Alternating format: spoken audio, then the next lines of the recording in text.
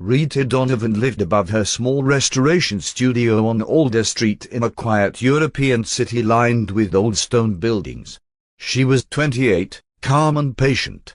Her late father had been a museum archivist who taught her to handle history gently, and her mother, a retired teacher, still reminded her that dignity mattered more than appearance.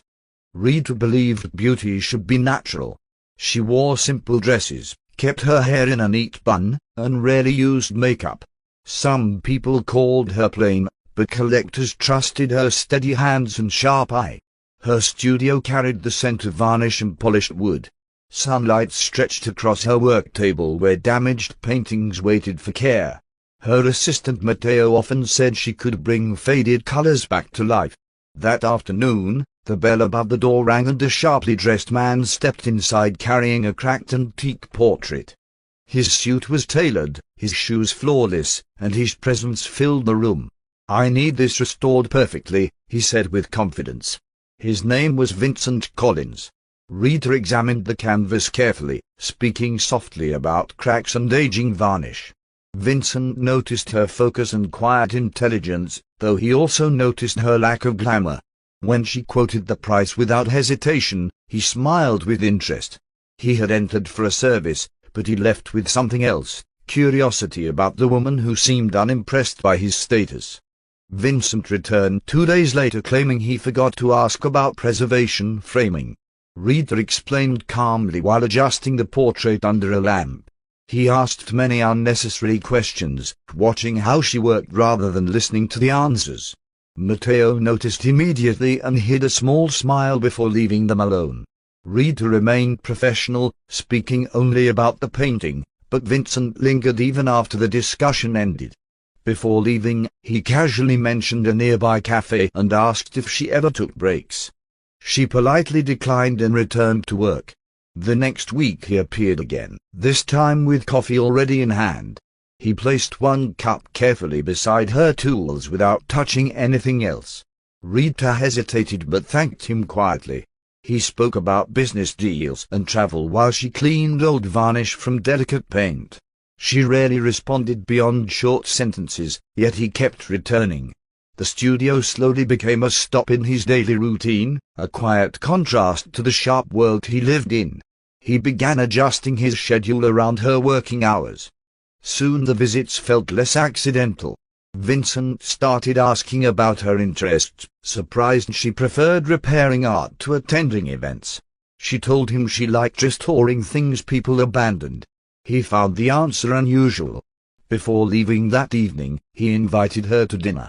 Rita paused longer this time, then accepted, unsure why she trusted a man whose life looked nothing like hers. The restaurant Vincent chose overlooked a river lit by evening lamps. Rita arrived in her usual simple dress, feeling out of place among polished guests and quiet music. Vincent noticed immediately and ordered for her before she could open the menu.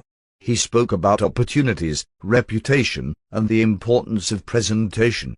Rita listened more than she talked, occasionally smiling at his certainty. She did not understand his world, but she believed his sincerity mattered more than comfort. By the end of dinner he seemed satisfied she could adapt with time. Over the next weeks he introduced her to better restaurants and tailored stores. He selected colors he thought suited her and suggested small changes, different shoes, styled hair, lighter posture. Rita tried because she cared about him, though she still felt most herself inside the studio. Vincent admired her obedience and calmness, qualities he believed would fit perfectly beside his growing career. He never asked what she wanted from life. He assumed stability was enough. One evening he arrived at the studio just before closing and placed the ring box beside a restored painting. His proposal was direct, almost businesslike, yet confident. Rita hesitated only a moment before accepting. She believed love was a decision supported by effort. Vincent believed he had chosen a woman he could refine. Neither realized they were entering the marriage with different expectations of what change meant. Marriage moved Rita into Vincent's modern apartment overlooking the business district. Glass walls replaced brick, and silence replaced the comforting sounds of her workshop. Vincent reorganized the closet within days, replacing most of her clothes with tailored outfits he selected. He spoke gently but firmly about impressions, explaining that executives judged everything. Rita followed along, unsure but willing. She still kept one drawer of her old dresses hidden at the back. Soon came company gatherings. At the first dinner she struggled to join fast conversations about markets and investments. When she spoke about art restoration, people nodded politely before turning away. Vincent corrected her posture under the table and later advised her to smile more but speak less. She tried memorizing names and interests before each event, hoping improvement would please him. Each night she returned home exhausted in a way her careful studio work never caused. Gradually Vincent stopped bringing her to smaller meetings. He said they were too demanding, too important. Rita spent more evenings alone in the apartment, repairing small antique frames she bought herself just to feel useful. Vincent stayed out later, explaining success required presence. The distance between them was quiet, almost invisible, yet growing steadily with every polished evening she no longer attended. Vincent joined an exclusive fitness club near his office, a place designed for executives who discussed deals between workouts. One morning he noticed Lily Morgan laughing near the mirrored wall. She was elegant, confident, and perfectly styled without effort. She spoke easily with everyone and remembered names after hearing them once. When Vincent introduced himself, she already knew his company and recent promotion. He was impressed by how quickly she understood his world. They began talking regularly after training sessions. Lily praised his ambition and asked about his goals with genuine interest. Unlike Rita's quiet listening, Lily responded with energy and admiration. She matched his pace, his humor, and his expectations of refinement. Vincent found himself extending conversations longer each day, slowly sharing personal frustrations he never voiced at home. Lily listened carefully, asking small questions that made him feel understood. Within weeks they started meeting outside the gym for lunch. Lily dressed perfectly for every setting and complimented his taste constantly. Vincent felt proud walking beside her. At home, Rita noticed his distracted attention but said nothing, assuming work pressures caused it.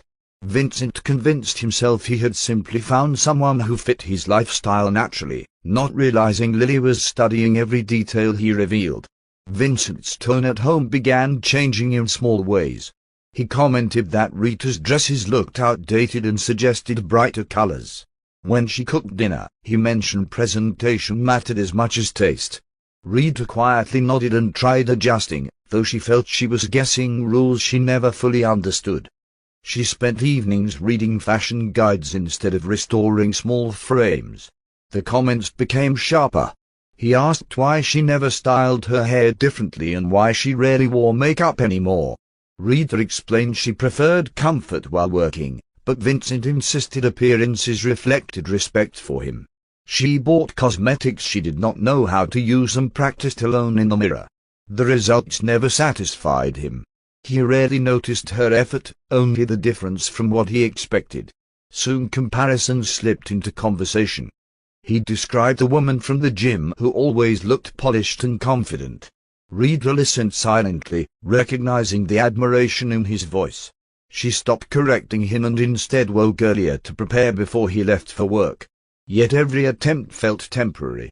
The more she tried to fit his image, the further she seemed from the quiet person she used to be. Vincent invited Rita to a dinner with senior partners at an upscale restaurant. She spent hours preparing, carefully applying makeup and wearing a new dress he had chosen. The lighting was bright and the conversation fast, filled with numbers and contracts she struggled to follow. She smiled when appropriate and spoke only when addressed, trying not to interrupt the rhythm of the table. Midway through the meal one partner asked about her work. Rita began describing art restoration, explaining how patience revealed hidden layers beneath damaged paint. Before she could finish, Vincent laughed lightly and said she preferred quiet hobbies because she was not suited for social settings. The table chuckled politely. Rita forced a small smile, though her hands tightened around her glass. The conversation moved on without her. After dinner she suggested they leave early, but Vincent stayed to continue discussions.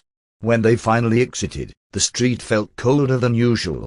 He told her she needed confidence if she wanted to stand beside him publicly. Rita nodded and agreed softly.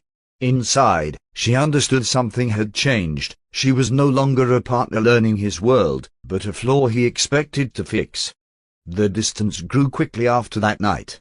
Vincent stopped pretending patience and began speaking plainly about image and reputation. He said he could not keep explaining her quietness to colleagues. Rita tried to reassure him she would improve, but he dismissed the promise as temporary effort. Conversations turned into lectures, and silence became safer than disagreement. One evening he returned home earlier than usual and placed documents on the table. His voice remained calm as he explained the marriage was a mistake.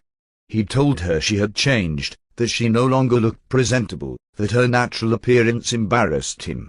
Rita stood still, absorbing each sentence without interruption.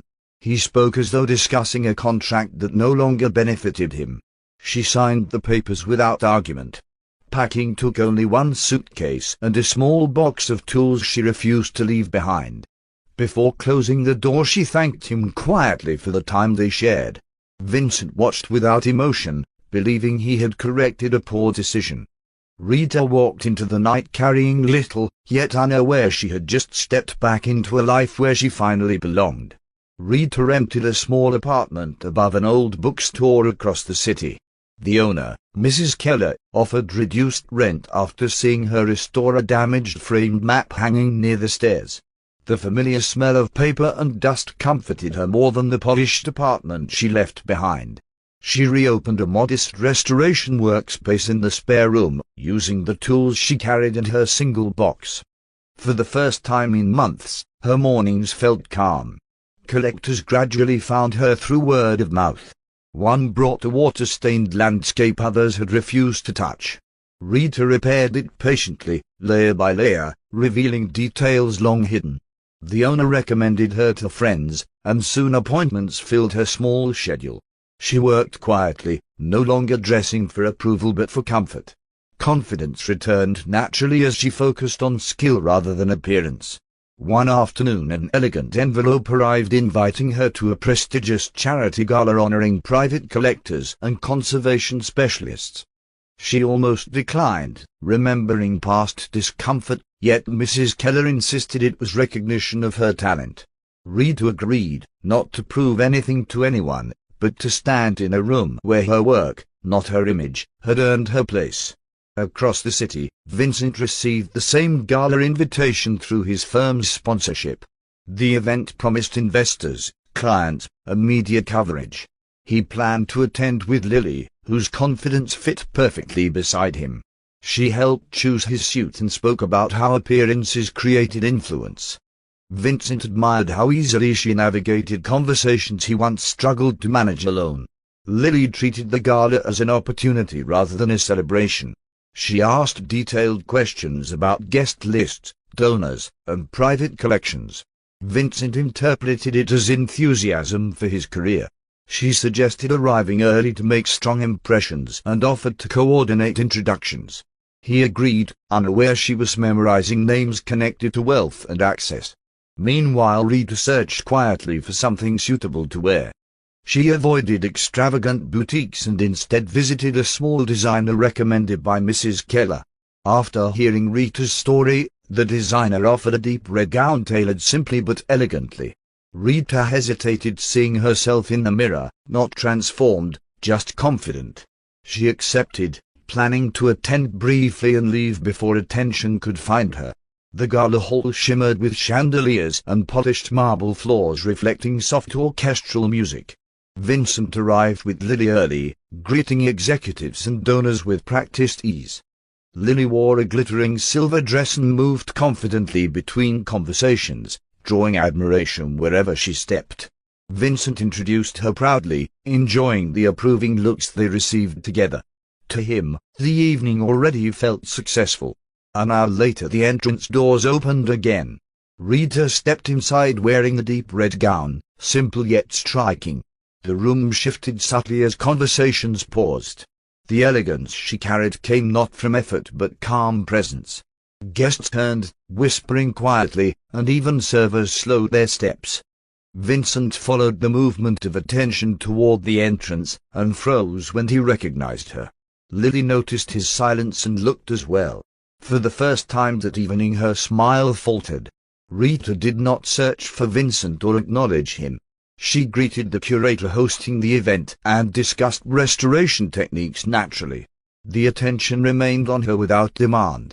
Vincent felt an unfamiliar tension while Lily watched the admiration she once controlled move away from her entirely. Vincent tried to resume conversations, but his focus kept drifting toward Rita across the hall. She spoke comfortably with collectors, describing preservation methods with quiet authority. People listened with genuine interest, not polite tolerance. Several guests who once overlooked her now asked for business cards and appointments. Vincent realized they valued knowledge more than display, something he had never allowed her to show beside him. Lily sensed the change immediately. Compliments she expected no longer came as frequently. A few guests compared her dress to Rita's presence, unintentionally diminishing her.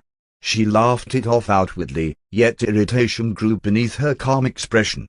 When Vincent failed to notice her discomfort, she studied Rita carefully, measuring every reaction in the room. The admiration she relied on was shifting, and she disliked losing control of attention. Near the end of the evening Vincent approached Rita to speak. She greeted him politely but briefly, offering no resentment or warmth. Her calm distance unsettled him more than anger would have. Lily watched the exchange from afar, realizing the past between them still held influence. That night, as they left the gala, silence filled the car, not from peace, but from fragile pride beginning to fracture. Vincent woke expecting Lily beside him, but her side of the bed was empty and cold. At first he assumed she had gone for an early workout. The apartment felt unusually quiet. Her closet doors stood open and several outfits were missing, though he dismissed it as normal routine. He prepared for work, planning to call her later and apologize for the awkward silence after the gala. At his office his phone filled with bank alerts. Large transfers had been executed overnight from accounts he shared access to. The amounts increased with every notification. Confused, he contacted his bank and was told that transactions were authorized using verified credentials. He tried calling Lily, but her number was unreachable. Unease replaced irritation as he checked additional accounts and discovered they were nearly empty. Returning home early, he found the remaining jewelry and documents gone. Only a note sat on the table, brief, polite, and final. It thanked him for generosity and wished him success. Nothing else. Vincent understood slowly. The admiration, the curiosity, the careful questions had never been affection. By evening his financial security had vanished along with Lily Morgan. Vincent spent the day between banks and legal offices trying to reverse the transfers, but every institution gave the same answer: the withdrawals were authorized correctly. His reputation, once built on precision, now worked against him. His own security approvals confirmed the transactions. The realization settled heavily that Lily had studied his habits carefully. By afternoon his accounts were frozen pending investigation, leaving him unable to access remaining funds. News spread quickly through corporate circles. Partners who once called daily now delayed responses. Scheduled meetings were quietly cancelled. Without liquidity he could not finalize pending deals, and competitors moved swiftly into his space. The confidence he carried for years faded into careful explanations and formal emails requesting time. He began understanding how fragile status was once certainty disappeared. That evening he passed a boutique window reflecting his tired expression. For the first time he noticed the absence of admiration around him. No one recognized his importance without context. The silence reminded him of Rita's calm independence at the gala, attention she neither demanded nor chased. Standing alone on the sidewalk, Vincent realized the life he built on appearance had vanished faster than it formed. Authorities opened a fraud case once the transfers crossed international banking lines. Investigators visited Vincent's office requesting records, communications, and identification details connected to Lily Morgan. He provided everything he had, which was surprisingly little: a phone number, a gym membership form, and a few photographed events. Each answer he gave revealed how carefully she had avoided leaving real traces. They showed him images from different cities where a woman resembling Lily appeared under various names. Each identity lasted months before disappearing after financial access was gained. Vincent realized every compliment, every question about his routines, had been calculated. The admiration he valued had been research. The understanding he trusted had been preparation. Meanwhile, Rita received a brief call from the same investigators confirming she had no connection to the case. She listened calmly and ended the call without comment. Her work table remained covered in restored paintings waiting for delivery. While Vincent faced growing scrutiny, Rita continued her schedule unchanged, her stability untouched by the chaos unfolding elsewhere. Late afternoon rain fell lightly against Rita's studio windows as she catalogued finished restorations. The bell above the door rang and she looked up, surprised to see Vincent standing hesitantly inside. His appearance was noticeably different: suit unpressed, expression uncertain, confidence replaced by caution. He spoke politely, asking if they could talk briefly. Rita set down her brush and listened without inviting familiarity. Vincent explained his financial situation and the investigation, choosing his words carefully. He admitted he had misjudged many things, including her. He asked if she could help introduce him to collectors attending the gala, hoping to rebuild credibility. His voice carried restraint rather than authority. Rita observed quietly, neither angry nor sympathetic, simply attentive. After a pause she declined gently. She told him her work relationships were built on trust and she could not involve them in personal matters. Her tone held no bitterness, only clarity. Vincent nodded, understanding he had no influence here.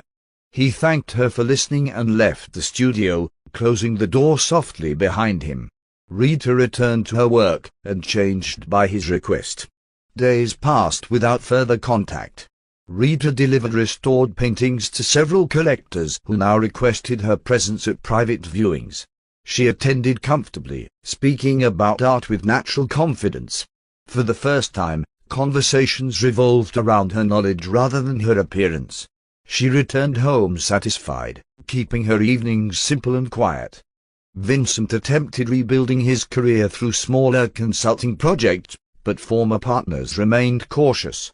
Without reputation, negotiations became difficult. He wrote several messages to Rita, none sent, unsure what words were appropriate. The memory of her calm refusal stayed with him more than any criticism ever had. He realized respect could not be requested once lost. Meanwhile, Rita organized her workspace into a permanent studio with proper lighting and storage. She hired a young apprentice, Clara, teaching her patience and care when handling fragile pieces. The work moved forward steadily, unaffected by past complications. Rita did not look back. She simply continued forward within clear boundaries she now understood how to keep. Investigators eventually traced Lily Morgan to a coastal town where she rented a small apartment under another identity. Surveillance confirmed her pattern matched previous cases. When authorities approached, she attempted to leave quietly but was stopped before boarding a train. She showed no panic, only calm acceptance, as though the outcome had always been temporary. During questioning she revealed little emotion. She admitted moving from city to city studying wealthy professionals who valued admiration. Each relationship lasted until access was secured, then she disappeared before suspicion formed. Vincent's case had followed the same design, only complicated by public exposure after the gala. Her confidence came from repetition, not impulse. The arrest closed the financial investigation, though most transferred funds were already disbursed through layered accounts. Officials informed Vincent recovery would be limited. The closure brought explanation but not restoration. Far from the interrogation rooms, Rita spent the same day finishing a delicate painting, unaware the chapter involving Lily Morgan had finally reached its end. The official report ended the investigation, but its impact remained. Vincent's firm formally separated from him, citing financial risk. His name, once associated with precision, now carried caution. Some colleagues offered polite sympathy yet kept distance. Without steady contracts, he sold his apartment and moved into a smaller place near the outskirts of the city, adjusting to routines far quieter than before. He attended a small professional conference hoping to reconnect with contacts. Conversations were brief and careful, people remembering more than they said. During a panel break he noticed a brochure displaying conservation work credited to Rita Donovan. Attendees discussed her expertise with respect. He listened silently, realizing recognition built on genuine skill lasted longer than influence built on appearance. Across town, Rita expanded her studio into the space beside the bookstore. Clara assisted while new clients booked months ahead. She lived comfortably, neither wealthy nor struggling, simply stable. News of Vincent reached her through others, but she felt no triumph. Life had moved forward naturally, leaving the past behind without effort or revenge. Spring sunlight filled Rita's studio as she opened the windows to fresh air. She began teaching weekend restoration classes for students interested in preserving art rather than selling it. The calm environment she valued now supported others learning patience and care. Work no longer felt like recovery from loss, but steady progress toward purpose. One afternoon she passed the river restaurant she once visited with Vincent. The memory carried no weight now, only distance. She continued walking toward the bookstore, greeting familiar faces along the street. Her life was not dramatic or glamorous, yet it felt complete because it was chosen freely. That evening she locked the studio and looked at the city lights reflecting on glass buildings across the skyline. The world remained busy and changing, but she no longer needed to fit into it. Rita Donovan simply lived as herself, restored, steady, and finally at peace. As this story comes to an end, remember that behind every luxury lies a truth few ever see. If this story moved you, support the channel by liking, sharing, and subscribing. Until the next unforgettable true story, stay inspired and stay curious.